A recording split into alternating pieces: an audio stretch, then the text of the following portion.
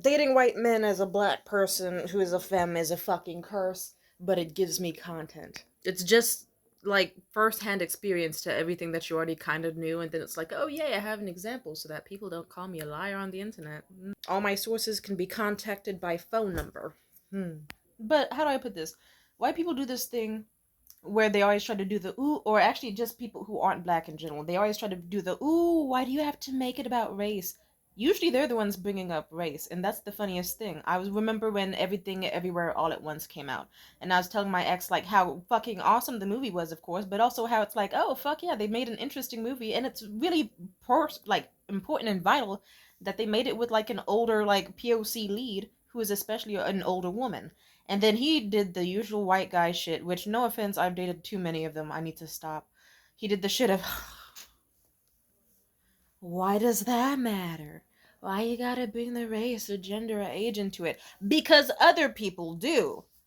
Most people, like, this is the same nigga that when I was like, ooh, can we watch the movie Bridesmaids? He saw an all woman cast and went, is this gonna be funny?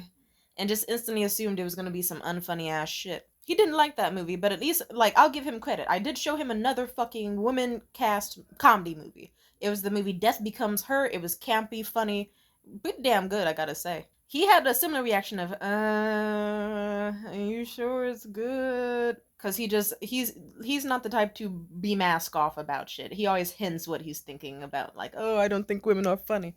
Why is he dating me? Well, okay. Let me calm down. But specifically, that was the day that, if I recall correctly, he gave me edibles. I had an extremely bad psychotic breakdown that lasted for hours, and then he felt bad, so he was just kind of doing whatever to cheer me up. So he just was like, "Sure, let's watch this movie. Yeah, it'll make you happy." And then you know what happened? I was entirely blanked out. I was staring at the fucking ceiling, going in and out of consciousness, debating on if I wanted to vomit a second time that night or not. And basically just fully out of it because I dealt with one of the most traumatic experiences in my fucking life.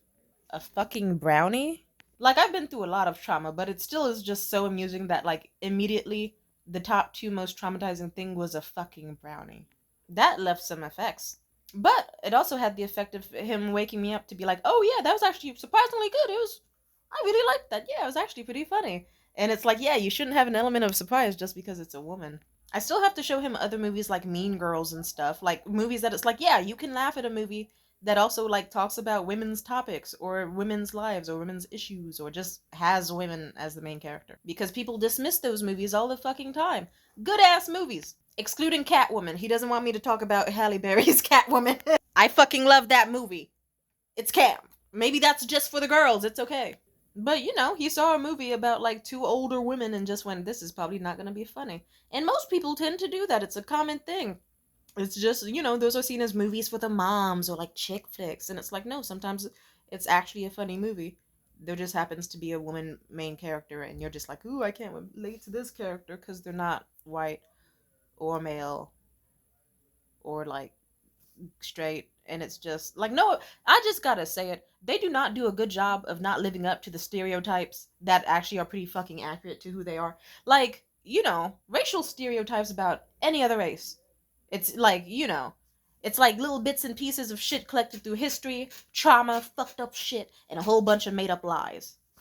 And then with white people, it's just kind of like, hey, they like avocado toast and they really fucking hate movies with leads that don't look like them. Just look at the fucking Little Mermaid drama. Just Jesus. You had grown white men angry over a children's movie.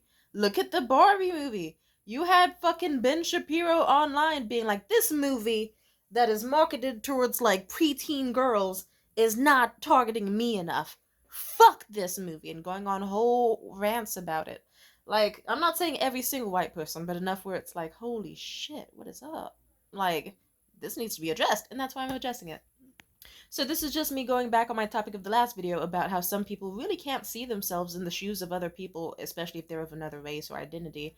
And that's fucking stupid. They'll always be so quick to pull the, ooh, why do you have to bring race, gender, age about into this? Because you do. You will see a movie and go, I'm not watching that shit. Fuck them. And yeah, that's why the world is the way it is. Closed-minded people who don't want to try anything new, or learn to respect or value the opinions and mindsets of others. Oh, but on the bright side, he did leave everything everywhere all at once. Like, he left it going, that was a good movie. And even if he didn't realize it, like, I still kind of want to ask him, when's the last time you actually saw a movie with, like, an Asian lead that was, like, this big of a critical success, like, getting awards, really? And it wasn't just some, like, fucked up, mildly racist ninja movie.